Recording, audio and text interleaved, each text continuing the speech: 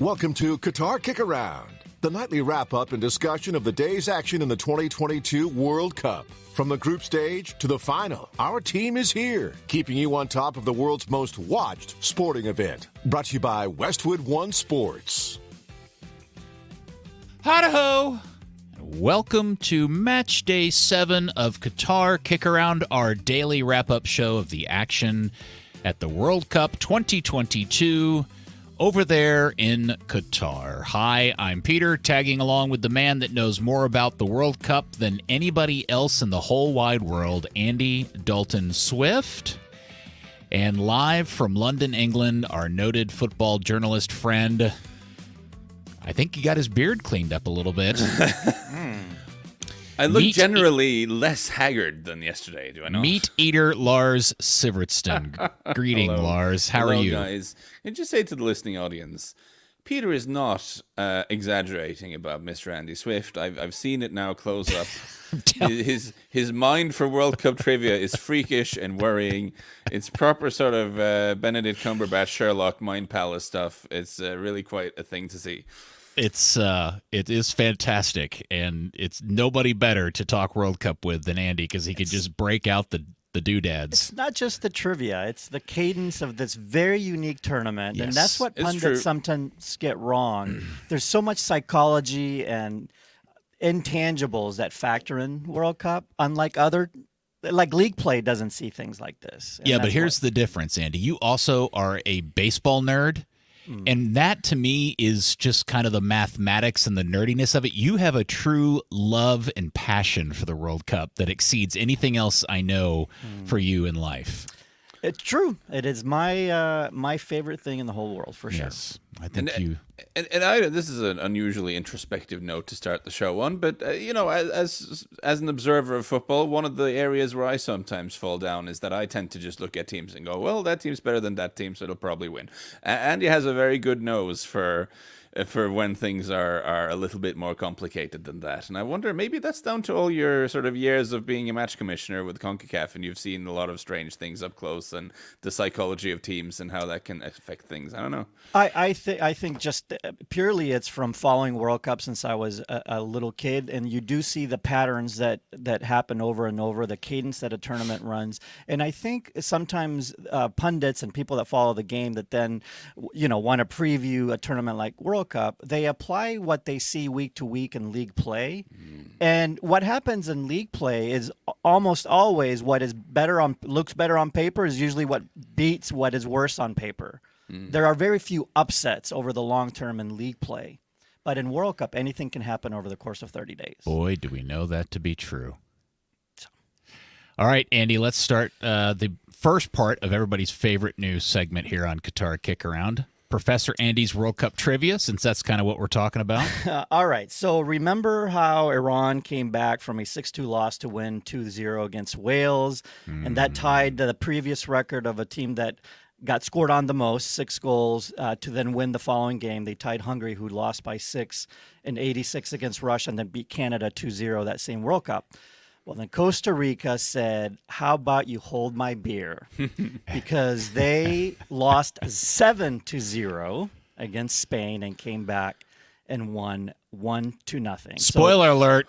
So, Hold my cerveza, por yeah, favor. no, I think everybody knows. So that was the biggest loss that subsequently a team overcame to win their next game. But it's not the first time that a team got scored on by 7 or more goals to then win their following game. This country, the one that I'm going to ask you about, despite losing their first group stage game 8-3, Holy cow. not only still advanced out of the group play, they went on to win the World Cup that year. Beating the same team in the final, they lost 8-3 in the group stage Whoa, game. now this is a So, quality World Cup trivia What? question. Name that country. And I think Lars No, might I don't know this. I so don't. I Don't, Lars, no cheating. name the country that did that, and for bonus points, who did they beat and in what World Cup? All right. That's the bonus part. We'll do the old stupid radio trick of saving the answer to that question to the end of today's show. Let us start off with the insanity, the absolute insanity, as I switch my screen over here to the proper screen of the group that is known as Group E because we were all rooting for the most chaos possible. And while we didn't ultimately get the ultimate level of chaos that we were rooting for, the results of today do still give us, Andy, permutations upon permutations enough to make Lars' head spin. It's been a big day for the permutations ultras. I mean, I am expecting a lot from you guys on this show. Well, this no, is hold their on. Time to shine. I have a feeling that by the end of Group E, and actually by the end of today's show, you may start to buy into the whole permutations. I do buy into it. That's not the point. I think you're going to start playing along, is what I'm saying. The thing about permutations and the reason they matter in terms of how it affects the psychology of a tournament is because teams and coaches know them full well. They know the permutations. They understand if this happens, if that happens, that happens. So it does affect their approach to matches, and it does affect the outcome of matches. Now, and I think in fairness, sorry to interrupt, but in fairness to you, I think we had a great example of that today. I think you're totally right in how if Germany thought they had to win this, the game would have looked different between Germany and Spain. Yes, exactly. So this morning I was up very early because I was doing network updates. So I was up at 4 to watch Japan and Costa Rica and was largely bored by this ridiculous match for however many minutes it was. Look, part of me was very proud that Costa Rica was successfully doing to Japan what nobody else seemed to be able to do so far in the tournament. Well, I guess that would have been Germany. But my point is Costa Rica was being the team that we all know and love to hate here in CONCACAF. They were successfully defending with like 11 people behind the ball, and I had largely lost interest in the game, like I think everybody else that was up at that particular time. Did you think it was a matter of time before Japan scored, or did you just thought, you know what, it's another 0-0? No. I thought this was what I thought was we were going to be talking about how they went from losing 7-0 to holding the team that just beat Germany to a 0-0 draw, right? That's what I thought was going to happen. Okay. And then at some point in the game, I'm still not sure how the ball even got to Japan's defending third. I just happened to look up at the screen, and Fuller, the right back, the right wing back, has the ball at the top of the box and just hits this weird chipped looping thing that I'm not even sure. I think he mishit it because it doesn't look like a thing that you do on purpose, by the way, when you're in a World Cup at the top of the opponent's box trying to score a goal. And it just kind of floats at about a half mile an hour over the little Japanese keeper's head and just kind of falls in the goal in the saddest way. And everything just went nuts from that point on. That was 88 a run there, or 85? It was, I think. I should have looked that up. Yeah, I forgot what minute it was in. But yeah, it was late in the game, 81st. And it does give CONCACAF their first win in the tournament. How ironic is it that it's Costa Rica? I know. Who brings the first win for CONCACAF. By the way, I just want to reiterate to everybody how silly this was. It was Costa Rica's, not only was it their first shot of the second half, it was the only shot of the second half that ended up winning them the game. Did they have a shot game one? I don't think they didn't. That was the thing. They had none. That was their first shot of the tournament. Yeah. Well, one shot, one goal, right? First shot on goal. Shot of the on goal. Maybe, shot on goal. Yeah. Well, because they had a couple of loose ones in the first half of this one. Here's how ridiculous this game was. In the first half, the XG for Costa Rica was 0.03. They did have 3 shots, but none of them were worth the squat. Japan's 0.02. Even worse. Even worse. Yes. Yeah. The Japanese first half. The first half only. Okay. The Japanese could not. They looked about as befuddled as you've ever seen a football team in your life. They did not know what to do. Getting around the park bus yeah. was not their thing. Yeah, the first half in this game, there were 5 shots, and they were all 5 of them from well outside the box. It was hopeless. It was a desperate spectacle. Now, in the second half, Navas did have to come up big. Yes, there was a moment where Navas, and then the ball kind of like Keystone Cops around, and the Tico's way. So that result spins everything on its head, because to the point everybody was trying to make, we went from thinking that Germany may be in a position of getting knocked out of the group stage on, at this early state, to now in a situation where if Germany beats Spain, it would throw everything into the most chaotic state because everybody would go into the third round of games on 3 points. So Spain-Germany was in a massive tilt today. And by the way, it turned out to be the greatest football game just for football nerds. That was a game that just football nerds could watch over and over and over and never feel like they saw everything going on in that game. Spain, Germany. Yes. Yeah. Right. Yes. The I guess the best game of the tournament yet, right? In terms of just very overall quality. Yeah, it was very clear. I mean, I was prepared to gleefully laugh at Spain if they get themselves Germany if they get themselves eliminated here. But after that game, you kind of feel this is a team that belongs in the tournament still. There's so much quality in this team, and Hansi Flick still has to figure out how to make it work, but there's so many good players here, and you want them to find a way to figure it out. But here's the thing, for all of the technical quality of the game, the tactical quality of the game, there were not a ton of chances for either team over the course of the 90 minutes. And so when we talk about this being the best game of the tournament, I fear there's going to be a bunch of people who watch this thing and were somewhat bored by it just because of the nature of it.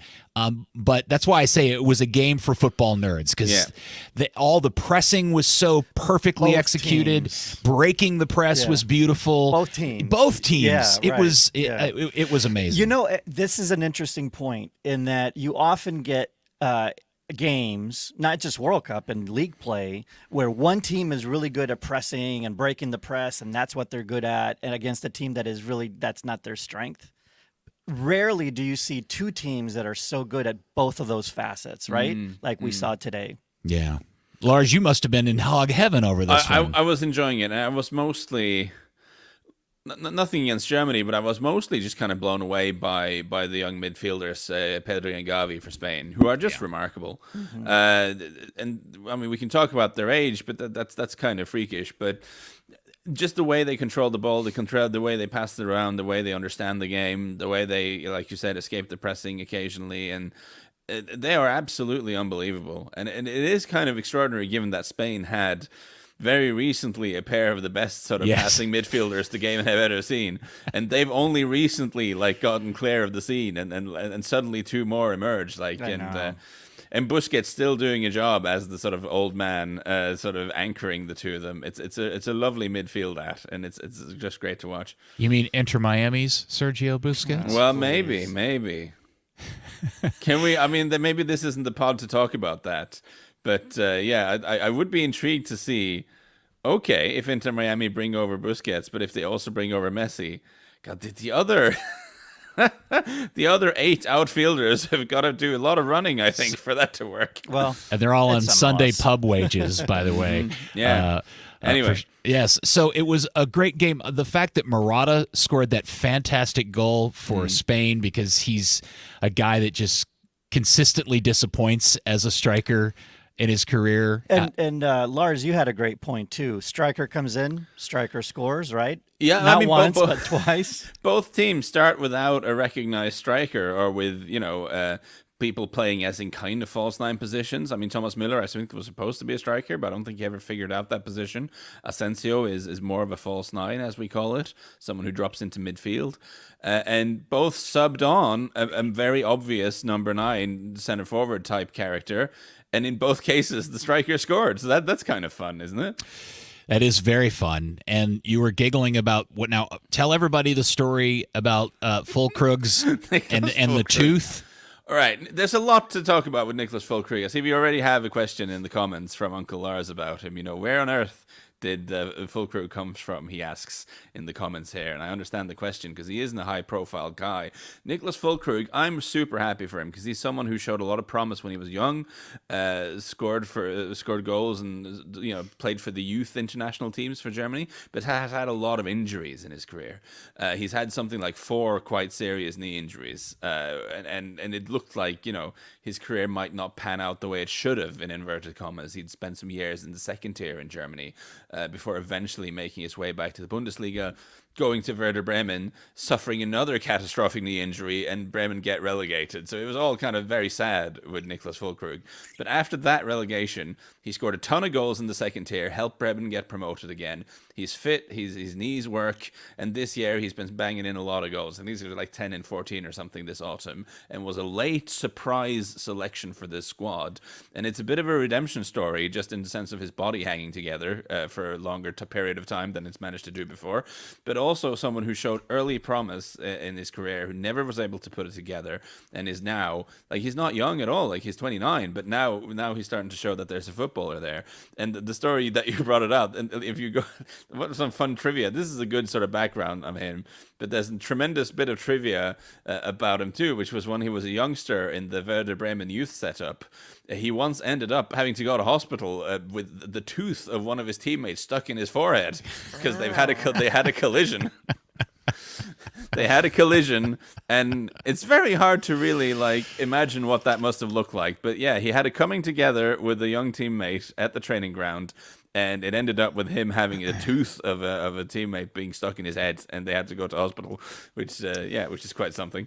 Well, he scored a great goal, the way he hit that ball to tie the game 1-1, and I just was convinced that Germany was not only going to come back and tie the game, but chaos was going to inject. Mm-hmm. And Sané, at that very last moment, I thought Sané was about to equal, put in his, either finish it or provide the assist to take the 2-1 lead. Were you surprised he took it wide? It's a one-on-one break with the keeper, and I think the keeper does a good job of forcing him wide, but man, I still would have tried to cut in, but anyway. And it was such a funny one with Sané after he came on, because he looked both like Germany's most dangerous player, and he also looked super rusty at the same time, which is kind of weird because he's so fast and pretty so much skillful. Explains Germany's attack. Yeah, because he kept getting into really dangerous position, and you can see he's so fast and so skillful, but he kept also making pretty simple mistakes as well. I guess he's not 100% fit, but yeah, what a frustrating player he remains. But the ceiling is super high with him. And the World Cup's also great for spotting new talent. If you don't watch a lot, Musiala, holy cow, that kid is. Was he your player to watch? He was. He was. He's nailing it, by the way. Lars is nailing his player to watch. Of course, for his team. That's why he's on the show. Question for both of you: Rodri again as a center back, center half, you call it in England. Surprise? I mean, I thought against Costa Rica, perhaps, because it's Costa Rica. They didn't expect a lot from them, but against Germany, that's a pretty significant decision, right? Yeah, it's more than anything, it's a vote of no confidence in the other guys, right? Right. You're right. And like with Eric Garcia, I get it, because he's... Eric Garcia actually is like playing a defensive midfielder and center half, because Eric Garcia is fantastic with the ball and in the build-up play. Like, he passes beautifully, but he's just total liability defensively. I guess if you're looking at the option of playing a guy like that, might as well play a defensive midfielder in there. And Rodri is it worked out. I thought he did well. He's an intelligent player, and he's got a bit of size, and it's something they've been trying in training, and it seems to be working okay. All right, so we did not get the ultimate chaos. I thought I was going to have to hop on Amazon and buy a Captain Chaos costume when Sané had the ball and was going to win the game 2-1 and throw this thing into 4 teams with 3 points. But that said, we still have a delicious pile of permutations of what could happen on December 1st in this particular group, because we have look, Andy, we all know the most obvious thing is Spain and Germany both win their games and they both get through. Right. Right. Spain in first, Germany in second. Right, because Japan would be stuck on 3, Germany would be on 4. But there is a scenario, if I'm counting my numbers correctly, where Spain loses to Japan and Costa Rica beats Germany. And not only, this would be the most amazing scenario. Costa Rica would have to be Germany, right? Yes. Yeah. Costa Rica beats Germany. And not only does Costa Rica win the group with 6 points, but Spain and Germany both are out of the World Cup. Japan would win the group because they'd have 6 and better goal difference. Because Costa Rica has, okay. Yeah. All right. Yes. But both would still advance, Japan and Costa Rica. But they both have to win. Yeah, right. You don't know, right? Come on. Yeah. Would that not? Okay. So would that now be the most stunning set of results It in would. group play And ever in history. I don't know. I don't know if the most stunning ever, but that is a real surprise, because what you tend to see by game 3 is when depth starts to come in, the good teams figure themselves out, and you see less surprises in game 3 than you do in games 1 and perhaps 2. I just want everybody watching the live stream I'm to just notice that saying- Lars is seemingly enjoying permutation talk. I'm enjoying the comment saying this is the hypotheticalist of hypotheticals, Peter. It's fun to speculate. People are with me. See, well, okay, now, what I'm going to do, I'm going to choose a two-pronged attack here, and I'm going to firstly say, this is nonsense. It's not going to happen. Why are we talking about this? Secondly, I'm going to put a couple of dollars on it happening, just so that if it does, and I look stupid, at least I make some money out of it. There you go. Make some, No, I mean, we don't expect it to happen, obviously. Those No. are possibilities. We expect. Look, Spain can theoretically, because of goal difference, rest some guys against Japan. They just need a tie to advance. They could even lose and hope Costa Rica doesn't beat Germany, right? And that's Right. so. But the real game is Germany and Costa Rica, and how many will Germany need to score on Costa Rica, because that'll depend on what is happening in the other game a little bit, right? Yeah, for sure. And it's, by the way, this is December the 1st. It is the late pair of games, the 1 o'clock pair of games for us for Group E. And yes, I agree. The most obvious answer is both Spain and Germany will win their game and get through to the knockout stage. You know, this can go to yellow cards. You know how. Japan and Germany could go to yellow cards. Yes, keep going. Okay, so Expand on your thinking, sir. if Japan ties with Spain, Weird result. 1-1, Okay. and Germany wins 1-0, Okay. both end up at 3-3 goals, 4 goals against. And so, But I think Then- you go to head-to-head. Yeah, I think head-to-head comes before. wouldn't that be a yellows. tie game then? No, Japan beat Germany. And Japan Oh, would I see what you're advance. saying. Yeah. Okay. All right. Well, that was anticlimactic. Yeah, it was, once I thought it through. See, permutation talk, Lars. You got to think things through. So I was checking my email. Nice. All right. Boom. I like Jerky Lars. That's a new character spin on him that I haven't seen yet, and I kind of like Very it nice. now. What we're trying to say is that Germany and Spain will probably both advance as expected Yeah, when I it's think all so. said and done. But you know what? Like, Don't get cocky. there is something about this Japan-Spain game, because the thing, I think, Spain's victory over Germany and then catastrophe against the Ticos. You mean their tie against Germany? Sorry. Spain's tie against Germany. No, You sorry. said- See, there we go. It's a long tournament, many games. I mean, Japan's win against Germany and their calamitous defeat against the Ticos. It's a great example about how game states are a big deal and how different styles collide are a big deal. Because the Japanese, in that second half, when they were running, when they were counterattacking against a dominant but sloppy German side, all the running power in that team and the intensity in their press and all that really came to the fore. Whereas when they had to try to break down a very defensive and rugged and clever Costa Rica, and the onus was on them to create something, they just couldn't hack it. Yeah. So you look at it, the fact, oh god, lol, they lost to Costa Rica. Of course they're not getting anything against Spain. But the whole context of that game is going to be completely different. And Spain could have another game where they have, like, they could feasibly have a game where they have a bazillion passes, but no one scores a goal. And I'm not saying I think this will happen, but I think if we've learned anything from this tournament is that sure things are hard to find. Andy, World just just remind everybody what happened the last time Costa Rica was in a very difficult group. They got out in first place. That's right. So And Stick that in your it belt. was multiple teams with World Cups in their group. Yep. Don't count the Ticos out. Go CONCACAF. All right. We're going to take a break, and when we come back, we're going to talk about 3 things that happened today in the other group that I have never seen happen in soccer before, and we'll talk about those things next.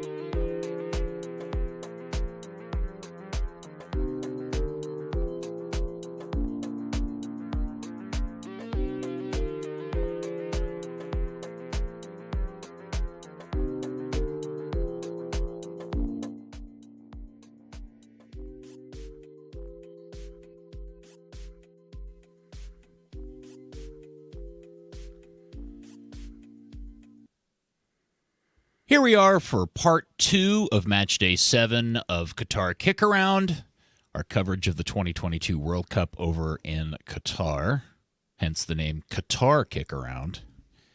All right, we're going to get into the other group of the day and the calamity that is now befallen this group as well. It's not like it's limited to Group E. Group F has its own story to tell.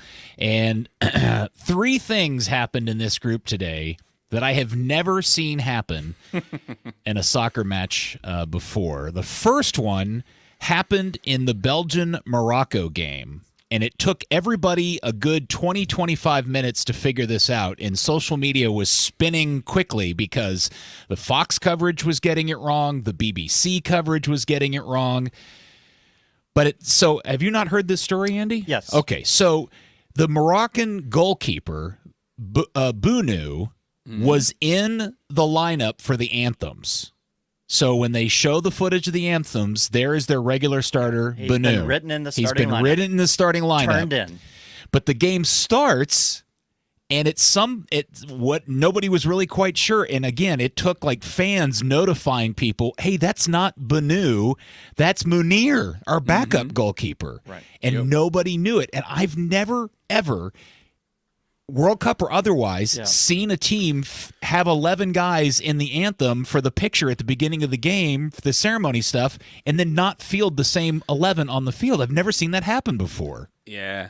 I feel for the commentators a little bit because they're getting some criticism, understandably. But it was the goalkeeper. He's not in shot that often, and even on like the apps that you check for stats and everything, like the statistical firms also had it wrong for like the first 20 minutes. Yeah. So and it's not like they look completely different. They were both very athletically fit, similar looking dudes. The rule is you turn in your lineup to the match director 90 minutes before kickoff. That's the rule. And you are allowed to actually make a substitution, a change, without it counting against your subs all the way up until the initial whistle, as long as it's for an injury or illness-related reason. And if it's at World Cup level, you must provide a doctor's note basically within 24, 48 hours, something like that, to prove that was correct.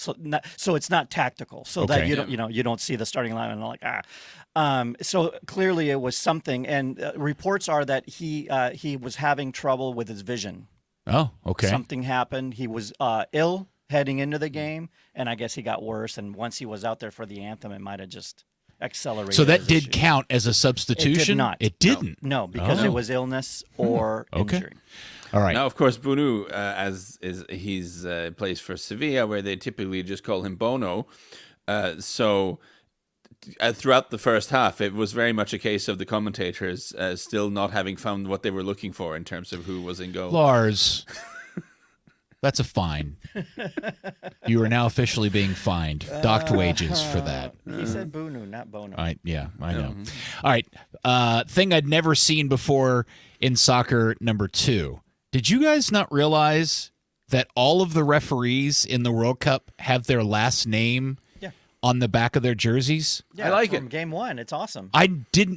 First off, it's tiny. Yeah. It's little. It's understated, for sure. And it's names I wasn't familiar with, so it just never dawned on me. I thought maybe that was the brand of the first manufacturer. Couple times you saw it, right. Yeah. Well, I don't think I've ever seen a referee wear, in any sport, wear their name on the back of a jersey. Have you, Lars? Like in basketball? No, but I really like it. People are. I've seen people be critical of it and say, "Oh, whatever else, what next? It's all gone wrong." But really, like if you like football as a sport, you need there to be referees. Like we want good referees, and we want to be a top referee to be an aspirational thing. Like exactly. And I think it's a good memento or souvenir for that referee to have his jersey with his name, the World Cup jersey that he gets to take with. Sure. I mean, there was a level of necessity in being anonymous so that if people didn't like the referee, they didn't just automatically know who they were. So everybody knows who the referee is. Well, I know today they gone do. Out the window a little but bit. I think that's kind of the original they reason. They announced it in the speaker. Okay. All right.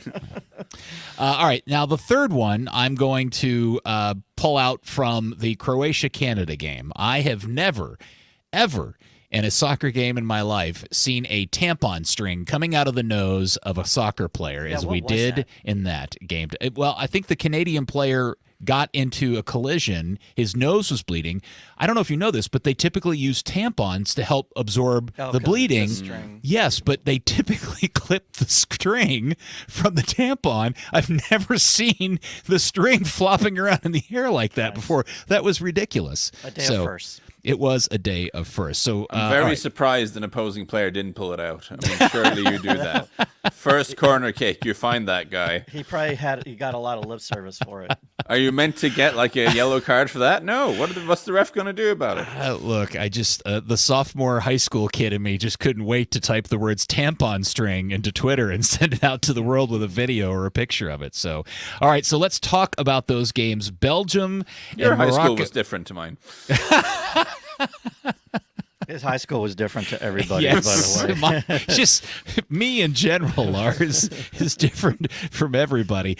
Lars, I think I'm not being like super soccer wizardry by just making the statement that Belgium is very broken. Yeah, absolutely. And I think the contrasts. We'll get to Croatia in a minute, but basically, they haven't found a good solution to the fact that they have quite a few sort of old and slow players. Now, Roberto Martinez, the coach, brought in Andre Onana in midfield for this one, which kind of makes sense because he's young and he has got some legs. But it did leave them with like the midfield pivot of Onana and Axel Witsel, which is then you suddenly get into how are we actually getting the ball up the field problems here. And for a team that has so many experienced, technically accomplished players, it was remarkable how badly they moved the ball, I thought. And they have all the problems at the back that we know all about. And up front, like Batshuayi, he's scored a lot of goals at international level, but there's a reason his club career has petered out the way it has done. Eden Hazard is nowhere near the player he used to be. His brother Torgan Hazard has always been a little bit inconsistent, very, very disappointing all around. And they kind of have the same problem with Kevin De Bruyne as Denmark have with Eriksen, is that they need him deep to help the build-up because he's the one who can pass the ball, but they also need him close to goal because he's the one who can do something up there. And he cannot be in two places at the same time. And it was just very, very poor, I thought. Now, Peter, you listened to our preview shows. This shouldn't surprise you. No, right? I mean, we were all very skeptical about what Belgium could do. Correct. And if it wasn't for Canada and Morocco, also being in the group, which we thought were going to be easier opponents. Well, what's weird is that I think we all thought that we all knew Belgium was in trouble, but not in so much trouble that they may not get out of the group stage. We just didn't think they would do anything in the knockout rounds. Yeah, I think we said, much like France, and we were totally wrong about France, but about Belgium, if they were in a smidgen of a little bit more of a difficult group. Correct. Yeah. Yes. Right, yeah. Yes. But let's give credit to Morocco. That's what I want to do. I want to do like Pedri and suddenly pass the ball in an unexpected direction and kind of change the whole pattern of this conversation by instead talking up Morocco. Yeah, please. Because I didn't call this, but I had my eye on them going into the tournament because I remember writing the previews I did and thinking, hang on, there are actually quite a lot of good players in this team. And if they can function as a unit, then there could be something here. Now, because they changed coach fairly recently, I mean, they fired the coach who got them qualified and replaced him with Walid Regragui, he's actually French-born, but he's Moroccan, former Moroccan international. I just thought because he doesn't have a lot of time to bring them together, this probably isn't going to work. But in both the Croatia game and the Belgium game, I've been really impressed by how they've set up in terms of stopping the opponents from playing. Their front three were really good at sort of not just necessarily pressing all the time, but of positioning themselves so that it was hard to pass through them. Amrabat in midfield does a really good job sweeping up. He had a really good nose for when to sort of swoop in and pick up the ball, and then he used it very, very intelligently. And they have a very solid center-half pairing in Agerd and Roman Saiz. Up front, Sofiane Boufal fascinates me because he's one of the sort of almost lost talents of world football because he is ridiculously gifted in terms of his technical quality, his balance. I remember a few years back he was playing for Celta and in the La Liga, and he completed the highest number of dribbles per game in La Liga, like ahead of Messi, who by then was, closer to prime Messi than he is now. He is so gifted. He's also wildly frustrating because he also does goofy things and makes bad decisions on the field. But you saw him do a lot of good stuff in this game.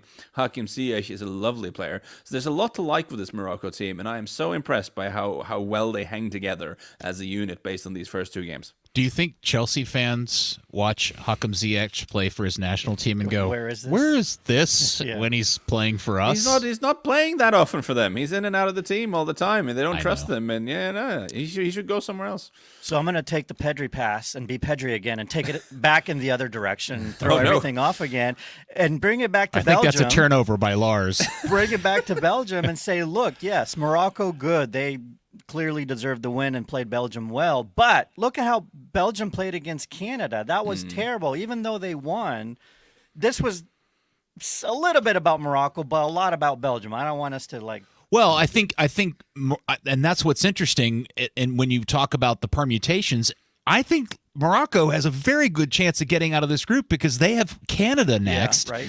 and they only need a tie to get out of this thing. And What's that? well, I'm just saying. I think. Oh, do they need more than a tie to get out? I guess if Belgium was to beat Croatia, Does Morocco need more? No, a tie gets them through. that's right. 5 points. no, a That's tie right. gets them A through. tie gets them through. So they're really surprisingly quite good and would deservedly get through if in fact that's how if they beat Canada. So And that's the point Andy's been making, is that when they've played 2 games, these teams, then we have a decent handle on what they are. And I think, both Belgium and Croatia have shortcomings, but the way the way Morocco has basically just stopped them from playing the football they want to play in over 2 games, I think is very impressive. I think that you have to, yes, and Lars and I were talking about this offline, is that, we talked about Croatia having that kind of meh game 1. But to Lars's point, a lot of it was probably Morocco not giving them anything, right? I think that's what we learned out of this because as we turn towards the Croatia-Canada game, that was that was big boys teaching the little kids how it's done. Yes. And am I wrong in thinking that the worst thing that happened to Canada today was that they scored so quickly? No. Because I just wondered if it didn't just wake Croatia up and just and reframe the game for Croatia them. was woken up in between games with locker room material. Then how does Canada score within the first 3 minutes? It's just one of those things. I mean, maybe Croatia was caught asleep, but Croatia wasn't going to sleep through 15 minutes. Okay. Look, I think there's a lot of several I things. can't tell which biased part of Andy's speaking up here. No, several things. This is the objective. Several things. Each individually contribute to a loss, but if you combine all these things, it contributes to a rout. One of them is that Croatia was good, movement, skill, ball movement, Modric, all those things. Croatia was more like the Croatia we were expecting today. 1. 2 is, and we talked about this, Canada had a really taxing effort against Belgium. Right? I mean, they were spent. They were spent halfway through the second half in that game. They come in with a team without a lot of depth. This is where depth now starts to come in, right? So they were spent. They don't have a lot. Like Hutchison starts, right? Because they don't have other options. He's 39. He's old, yes. They don't have. Why is he starting? They don't have a lot more. I mean, they do have some options, but then who replaces those options when they need a sub? So there's that depth. Then there's the naivete of how they've been managed. Herdman's been a great coach through qualifiers and getting more out of this team that really is there. It's the sum of the parts. But World Cup is managing 6 halves. One long game composed of 3 games, but you have to manage group play, and group play is not managed one game here, one game. You have to collectively think about the 3 games, and I think they've been mismanaged a little bit in terms of how you can't run as much as you can, as fast as you can, as long eventually that catches up to you. You have to kind of manage their style a little bit through 3 games in 9 days. And that's where World Cup experience comes into play, I think. Did you like that, Lars? No, it's very good. I don't have a lot to add. I just thought the interesting thing about this game, one of the interesting things, yes, there was some fatigue, I'm sure, on Croatia's part, but it also made Belgium look really bad all over again because Croatia gave such a masterclass in how you deal with having an opponent that has quite a lot of speed in it, that has a lot of energy, who wants to go at you and make it difficult for you. You just use the sort of superior technical quality and experience that you have to move the ball well and force them to chase it and burn off all the energy chasing the ball the way they had to, and to use the openings that are inevitably left. I remember during Belgium-Canada, I kept messaging you guys saying my brain is exploding because there's just space everywhere. Like, no matter who had the ball, there was like so many places you could go. There were so many openings, which is not how soccer games usually go at this level. Whereas with Croatia, like Belgium just couldn't exploit any of that because they were making so many bad decisions and they just weren't coherent.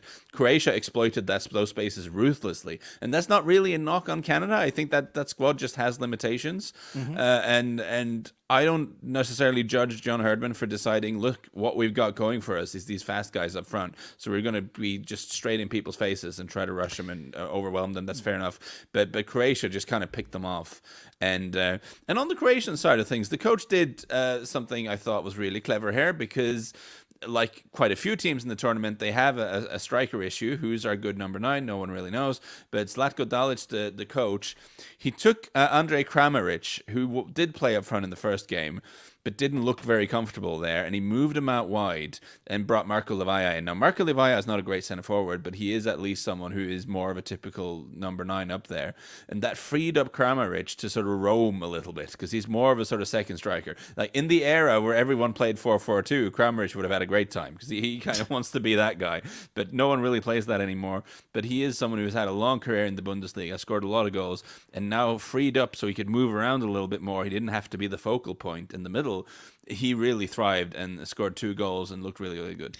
I do continue to wonder why Alphonso Davies took the PK in game 1 and continues to take free kicks for this team. Yeah. He wasn't very good at it, and I have to. I'm assuming maybe he's the best, and if he's the best on the team, that's also an issue, right? That's a problem because Alphonso Davies is not a goal scorer in his career. By the way, No. He's a playmaker.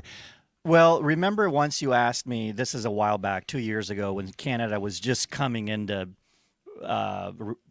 this Canada that we're now used to watching. You're like, where does Alphonso Davies play with us? And I said the left side. Yeah. I mean, all of it. He's all of it. He's all of it. He really, really is. All right, so Canada is officially out, unfortunately. Sorry, that part of Andy Swift's family, with 0 points. But the rest of it, Belgium, Morocco, and Croatia are it is chaos between those 3. So Morocco gets to play Canada next. This is on December 1st. This is the early set of games. And Croatia has Belgium in a tasty morsel. Both Croatia and Morocco, all they need is a draw to advance, both of them. Okay. Belgium needs to win to guarantee advancement, and Morocco, that's it. Canada's out. Is there a pair of hell results that awaken the most chaotic of all? No, this is a pretty straightforward set of permutations. Lars, wouldn't you agree? I guess. This is the part where he listens and watches us like Checking zoo out animals. what are the odds on Croatia beating Belgium, I wonder. Yeah, put some money down there. It is an interesting. That is a really interesting matchup at this point. Croatia could lose to Belgium and still advance if Canada beats Morocco. Okay. But I'm thinking they'll want to win, but then Group E is a bit of a dumpster It's an unknown fire. right now, right? Yeah, exactly right. So you don't really know if you want to win or finish second in this one just yet. Psst, look at Lars looking at permutations. I know. It's great. It's awesome. We've converted. When it's for betting purposes, There you go. awakens the sort of reptile brain and sort of, ooh, hello. That is great. It was a fantastic day, and again, I've never seen those things happen. And I thought that was pretty great to have 3 things, not just one. Any one of them would have been great, but the 3 things all in one day. Can I give a shout out? Maybe I did. Modric, Yeah, 37. yeah. Yes. Somebody asked me and sent a text and asked me, how old is he? And I said, I think he's like 34. And then I looked. No, I can't believe he's 37. Yeah, 37. Yeah. Guys, look, all due respect to Ronaldo and Messi, the players of our generation. Yes. But Modric, it's not like, oh, man, he got screwed by having to play, at the same time those guys did. But, man, if he's not top 5 of our generation, right? Yeah, he has incredible. to. You got to put him up there.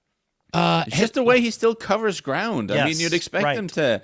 I'm looking at his touch mat now. It's absurd. His lungs are insane. You'd think at 37 being a sort of a ball genius with the incredible vision. Okay, at 37, fine. You just hang around the center circle and you ping do balls Caldo's around. Valderrama. You'd believe it if I told you he was a 97-year-old wizard. You go, oh, that explains it. But when you find out he's a 37-year-old human, you're like, how does he do it? And I was thinking about this. Is there a comparison of another player that we can think of that got to that age that covered that much ground? I don't know, because Lars's point is great. 10s have then kind of settled into the covering 10 square yards and just being geniuses with the ball. Yeah. And he does both. Yeah. And I can't think of a guy that late in life kept running like he does. Yeah. No, it's incredible. A good set of games today.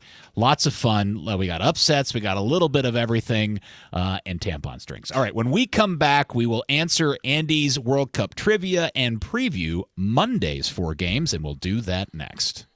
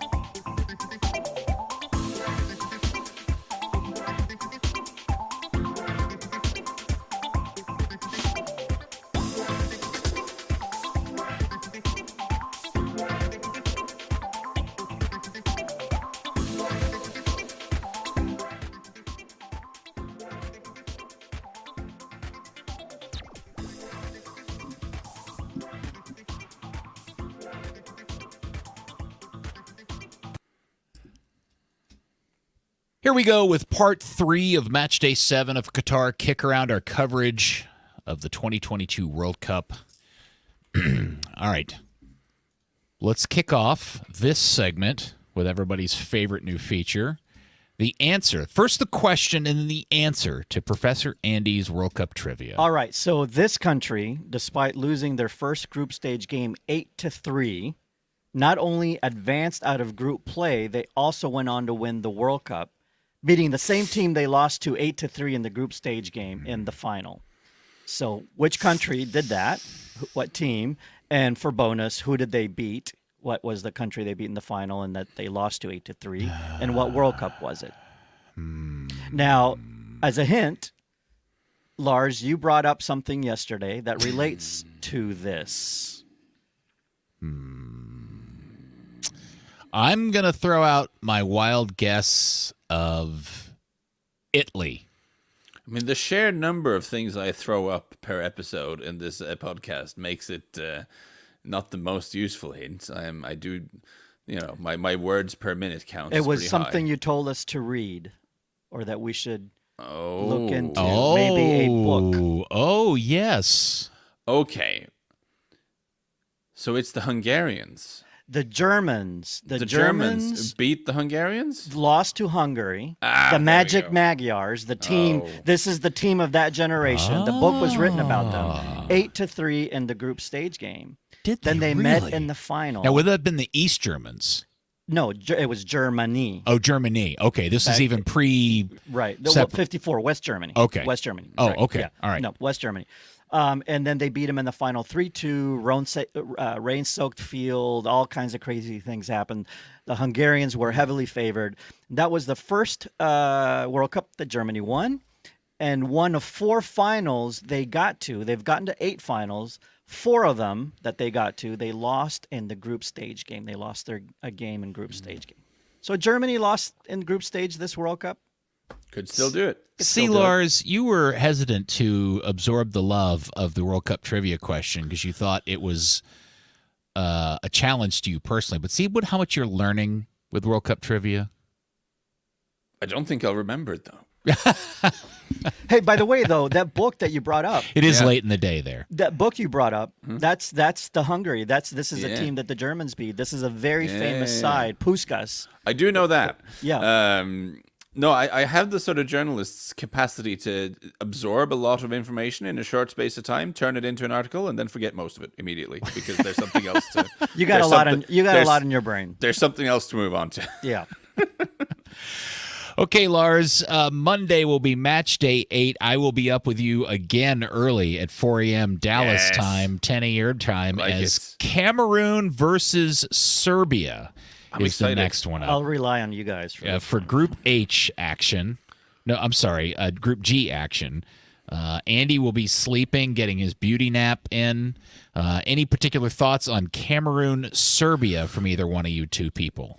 Just that I'm intrigued by it because Serbia is one of those teams that have a lot of good players on paper. And okay, they didn't win against Brazil, but that happens. And I'm intrigued to see them against a more manageable opponent. Whereas Cameroon on their side were pretty front foot forward and pretty attack minded against Switzerland when they played. So I'm thinking this could be an interesting one. Out of the African sides, though, I still think Cameroon might be the weakest. Oh, I don't disagree with that at all. Yeah, I just remember the first half of the Switzerland game. I was impressed by how willing they were to move to send people forwards and stuff. Okay. And that was the game I had very low expectations to, and it was kind of more interesting than I thought it was going to be. So there are 2 teams I'm keen to watch. Okay. Next up at 7 a.m. from Group H is South Korea and Ghana. Any particular thoughts or insight, Andy or Lars, into that particular Group H game? I've liked Ghana out of this group. I thought they didn't look bad against Portugal and might have deserved the draw in that game. Maybe Portugal ultimately deserved the win there, but they almost came close to tying that game. While South Korea held Uruguay scoreless in a game that Uruguay didn't break a sweat defensively.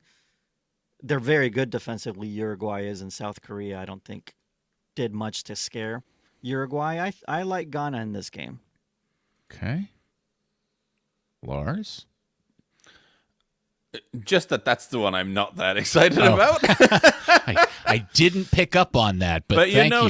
Sometimes those predictions turn out to be terribly wrong. Maybe this is the game where Son Heung-min goes crazy and scores a lot of goals, or Mohamed Kudus will turn on the style. Mohamed Kudus is always watchable. I mean, he is one of those players who, because of his balance and close control and everything, is always worth turning on the TV because he's very entertaining, so he could do some stuff.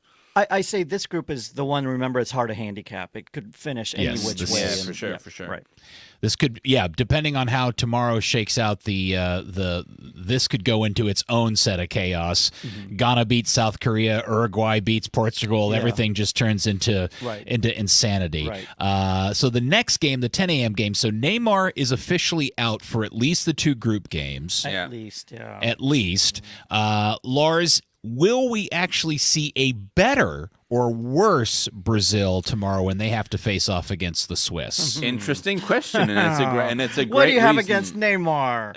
You're part of the Anglosphere's ongoing anti-Neymar. I love this new mature Neymar. Sorry, Lars. Go ahead. I'm sorry. Well, I'm just thinking. No. I think it's actually a very fair question, and it's a really, really good reason to watch this game. I think to see who they pick instead. Also, intriguingly, 105-year-old Dani Alves probably going to play at right back with Danilo out. Yeah. I think that means I think that means they don't replace Neymar with an attacker. I think that means that Fred comes in, and you'll have a midfield of Casemiro and Fred with Lucas Paquetá in sort of a shuttling role. Well, Paquetá now, there's rumors that he might not be ready to go tomorrow, that he might have gotten that would be unfortunate. Yes. That would raise some questions about how you solve it, yeah. Yes, the sudden. I mean, Brazil, their claim to fame, right, is more depth than anybody. They could field 2 World Cup championship teams.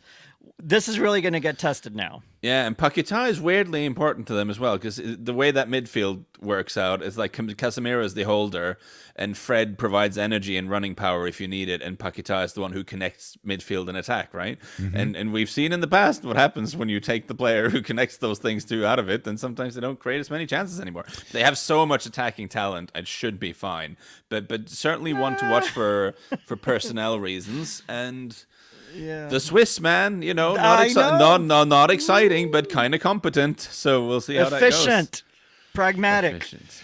The Swiss, by chance, just won't overlook this because they get to do the Serbia thing in the final game. There's no chance of that. They're waiting for 2 teams will be careful. Maybe a draw. Maybe Swiss can get a draw out of this. I don't know. Their culture war that they get to get into in Game 3. Yeah. And then the last game of the day, Portugal and Uruguay. Oh, this is juicy, right? Yeah, I think this one's going to be a good, This a is a juicy one. I mean, yes and no. Yeah. It's a juicy one in terms of the players on the field, but Uruguay are a little bit defense forwards, and Portugal famously managed by an old curmudgeon who won't let them attack. Juicy in terms of drama. Yeah, no, I'll buy that one for sure. It's World Cup. It's all about the drama, Lars. It's all about the emotion and the passion and the drama. Proper sort of geriatrical duel between Ronaldo and Godin there. That's going to be one. Yes, that'll be fun. And we're still... And I wonder if Uruguay might have to come out and play a little bit, because if you sit back and try to defend deep against Cristiano, that's not what you want. Like, then you let them give him the ball close to goal. That's potentially dangerous. Yeah, that's a good point. So it was, And listen, this Portugal team, I've said it before. If you look at the team sheet, there's so many good players there. It's just they don't always look that way. But they had some good moments in the second half against Ghana, so we'll see. And, Ronaldo needs to start bagging some goals. He's in the shop window, so he's unemployed. He's unemployed. He's looking for a job. But he got his goal. He got a penalty kick. He's got to do you think he cares? In the run of I think his future employers probably care. He's got offered like $300 million by the Saudis. That's not where he wants to go. He's joining the Live Golf of football. He's got that in his back pocket just in case. All right, so that is that situation. Is there any kind of particular permutations of how this one ends up, Andy, that we just need to keep an eye on? This or group? I mean, we just talked about H. We should see the second set of games out first. Okay. And then we can talk permutations. It's a little early. All right, we'll see how that goes. Right. I just want to make sure I'm scratching your itch there, brother. You just like chaos, so you're just hoping for lots of chaos. I love chaos. I love chaos so much. But it would be for chaos. You want Uruguay to win this game. Okay. Very good. All right. Any other closing things? We may actually get this thing in under an hour, believe it or not. But I am going to say that and give Lars first an opportunity to throw any last closing thoughts on Matchday 7. No, I'm gonna take one for the team and just say let's knock it on the head, man. It's Sunday. We've had a long week of a lot of soccer.